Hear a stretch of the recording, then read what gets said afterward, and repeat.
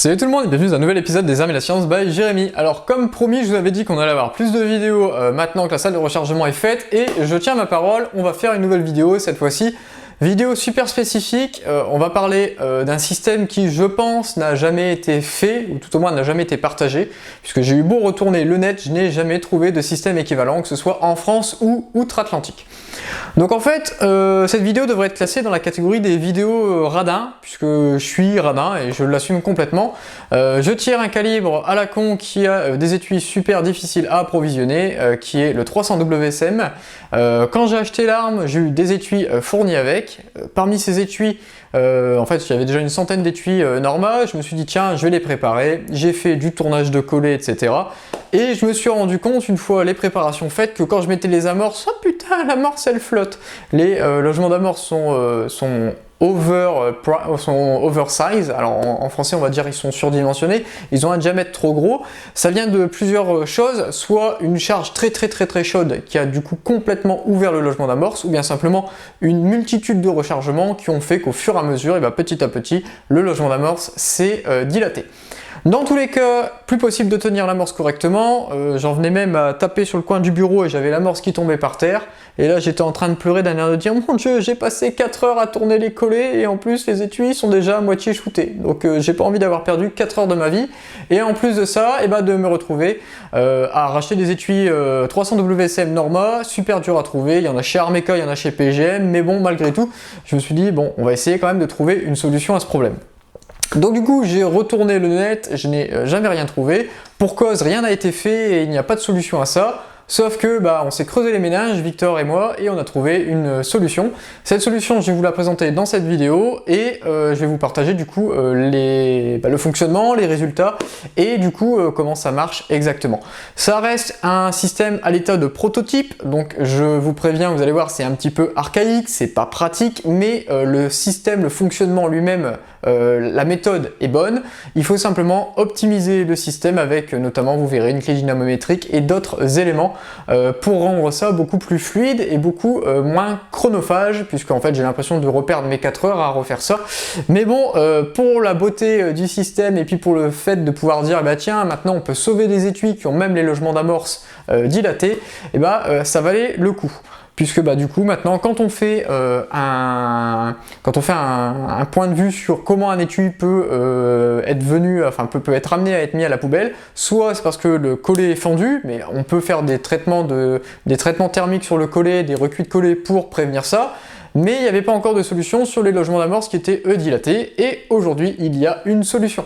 Donc du coup théoriquement je vais pas m'avancer, mais on va dire qu'on peut rendre un étui presque increvable du coup avec ce système là, tout au moins on peut au moins doubler sa durée de vie, puisque c'est ce que j'ai déjà fait, et donc du coup je vais vous partager maintenant ma méthode et mes conclusions. Alors du coup, avant d'attaquer directement un visuel de la machine, je vais d'abord vous montrer son principe de fonctionnement sur un schéma. Alors attention, je vous préviens, je suis nul à chier pour les dessins, mais tout au moins je pense que vous allez quand même à peu près comprendre. Alors ceci est une représentation d'un étui vu en coupe, ok? On le prend, on le coupe en deux, bon là j'ai pas matérialisé les épaisseurs, c'est trop fin. Bref, ce qui se passe, c'est qu'au fur et à mesure des tirs, on a ce logement d'amorce ici qui a tendance à grandir, ok? Donc là, il est plus grand qu'il ne l'était. Ça marche. Donc comment on peut voir s'il a grossi ou pas? Il existe pour cela des jauges, ce qu'on appelle les jauges go-no-go pour les logements d'amorce. On les trouve chez Brownell, parce que je suis sûr et certain qu'on va me poser la question. Vous allez sur Brownell, vous tapez go-no-go primer ou go-no-go amorce et vous allez les trouver. Il en existe en deux tailles, puisque forcément il existe la go-no-go pour les large rifles et pour les small rifles. Donc là c'est bien un large rifle, et on a bien un étui en 300 WSM qui est bien amorcé en large rifle. Donc on a un côté le go, qui est le plus petit des deux, qui doit passer dans toute situation. Ça veut bien dire que il a la taille minimale requise. La no-go, par contre, elle ne doit pas passer. Si la no-go passe, ça veut dire que le logement d'amorce est trop grand, et si le logement est trop grand, il y a possibilité que l'amorce tombe ou bien qu'il y ait des problèmes, donc c'est normalement un rejet de l'étui. Là, en l'occurrence, c'est plus qu'un rejet, puisque là, le no-go va carrément au bout, et on se retrouve vraiment avec la no-go qui passe. Donc ça veut bien dire que cet étui-là, est complètement shooté, ok, il est normalement c'est poubelle. Donc du coup la solution qu'on a trouvée, alors encore une fois excusez-moi pour le dessin parce que ça va vraiment pas être beau ce qui va venir, nous en fait on a pensé à un système avec des morts, donc en fait on a simplement un mort qui vient ici se reprendre dans la rainure, hop, hop, et en fait on vient exercer une force ici, ok, symbolisée par mes flèches. Et donc du coup avec ces forces là qui sont réparties tout autour de l'étui, hein, c'est une vue en coupe donc je peux pas vous montrer que c'est à 360 degrés mais c'est grosso modo à 360 degrés, et ben en fait, bon là je vais faire une autre couleur, je sais pas, allez, on va faire noir, et ben en fait on vient en fait tout bêtement refermer ici le logement d'amorce. On vient directement déformer la paroi intérieure et rendre de nouveau le logement d'amorce plus petit. Notre crainte, on avait deux craintes. La première crainte c'était qu'en faisant ça, et ben en fait on allait déformer ici au niveau du culot et qu'on allait tendance à avoir à le bomber, en fait, le faire comme ça. Et donc du coup quand en faisant ça, si l'étui venait complètement à se déformer comme ça, ben, on allait changer la feuillure. Pour ceux qui ne le savent pas, la feuillure c'est grosso modo la distance qui sépare le culot d'un diamètre de référence au niveau de l'épaulement, ok. Donc la feuillure c'est ça. Donc là je le mets en noir, c'est voilà, si jamais on venait déformer, et ben en fait on viendrait augmenter notre feuillure d'une certaine longueur. Cette certaine longueur c'est cette distance qu'on a ici, ok. Comment on fait pour mesurer la feuillure? Tout bêtement, mon diamètre de référence c'est le diamètre ici de mon comparateur ornadi, et ma base ici, c'est ma base ici de mon pied à coulisse. Donc du coup, tout bêtement, on vient mesurer, on vient faire le 0, et une fois qu'on a fait le 0, ça c'est ma feuillure, ok. Si jamais, donc ça c'est un étui qui est shooté, ok, donc il est encore à son stade ici en bleu, ok. On va voir si en le refermant, j'ai tendance à augmenter ma feuillure, puisque si je dois le déformer, je vais le déformer vers l'extérieur, et donc du coup cette dimension qu'on a là, ce 0, devrait au fur et à mesure grandir et se transformer en 0,2, 0,3, etc. Ça voudrait dire qu'on vient ici déformer le culot, ok. Notre deuxième crainte, c'était qu'en fait, on va déformer ici l'intérieur, tendance à en fait ici refermer l'étui ici, et donc du coup avoir le volume intérieur qui allait descendre, ok. Sauf que j'ai fait différents essais avec en fait en mettant une amorce, en mettant une amorce, en pesant le poids d'eau à l'intérieur, de capacité d'eau avec, vous savez, la petite gouttelette comme vous avez fait quand vous étiez en physique-chimie avec la petite gouttelette qui vient en haut.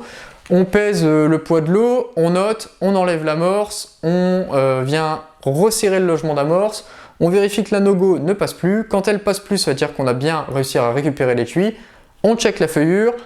Là, si la feuillure est bonne, je mets une amorce, je repèse un volume d'eau et je vérifie que le volume d'eau que je retrouve est relativement proche de l'ancien. Et dans mes essais, je me suis rendu compte que le volume d'eau était pas carrément proche, était carrément identique. Donc du coup, pas de crainte sur la variation du volume interne. En tout cas, sur le cas du 300 WSM, je n'ai noté aucune variation. Pour ce qui est de la feuillure, non plus. Dans ce que vous allez voir, je n'ai jamais vu de variation.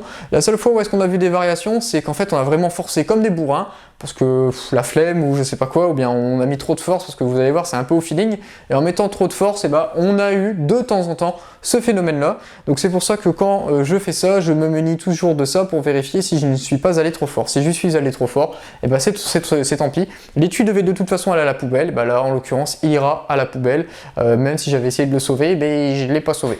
Ok, donc ça c'est la théorie. Maintenant je vous montre en pratique comment ça se concrétise sur la machine.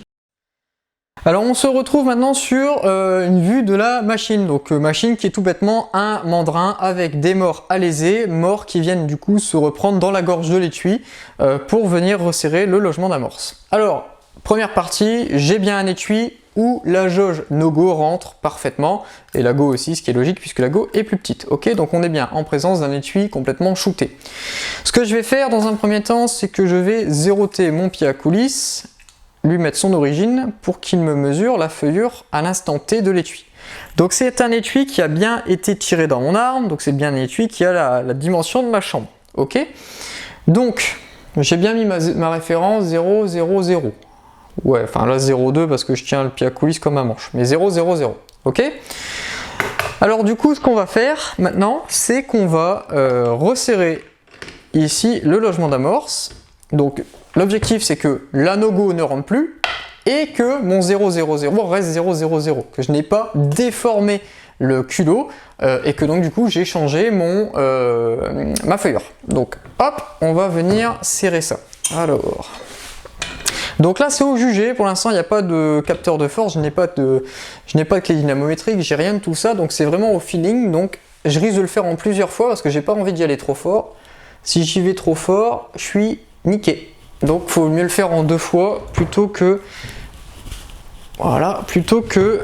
d'y aller trop fort d'un coup et de tuer l'étui, parce que bah bon, l'objectif c'est quand même de les sauver, c'est pas de les fumer encore plus qu'ils ne le sont. Alors, donc, bon bah voilà.